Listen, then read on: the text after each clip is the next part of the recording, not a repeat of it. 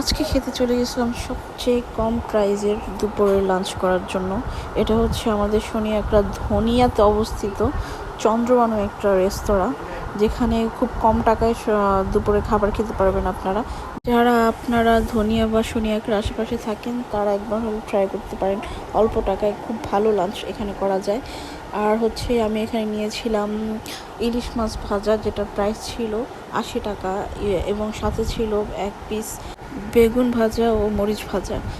আর নিয়েছিলাম গরুর মাংস, যেটার প্রাইস ছিল 160 টাকা, আর সাথে ছিল ভর্তা এবং ডাল ফ্রি ছিল। খাবারের মান খুবই ভালো ছিল। এমন না যে কম দামে সেজন্য খাবার টেস্ট ভালো হবে না, বাট এখানে খাবার দাম যেমন আর টেস্টটাও ঠিক অসাধারণ ছিল। এটা আপনারা না খেলে হয়তো বুঝতে পারবেন না। আপনারা যারা আশেপাশে আসেন একবার হলো ট্রাই করতে পারেন। এটা নিয়েছিলাম শুটকি ভর্তা। এখানে ভর্তাগুলো এত জোস, না খেলে আপনারা বুঝবেন না। এখন নিয়ে নিলাম গরুর মাংস, যেটার স্বাদ আপনারা একবার খেলে বুঝতে পারবেন যে ঘরোয়া টাইপের একটা স্বাদ পাবেন এই মাংসটা খেলে।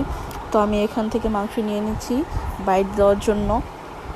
ইভেন আমার সাথে আমার ফ্রেন্ড ছিল, আমি বললাম যে তোরাও খা, খেয়ে দেখ কীরকম লাগে।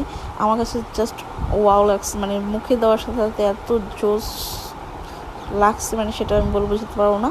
যারা খাবেন তারা অবশ্যই বুঝবেন যে আসলে এটার স্বাদ কেমন। ভিডিওটি আপনাদের কাছে ভালো লাগে থাকলে অবশ্যই একটি লাইক, কমেন্ট, শেয়ার করে যাবেন।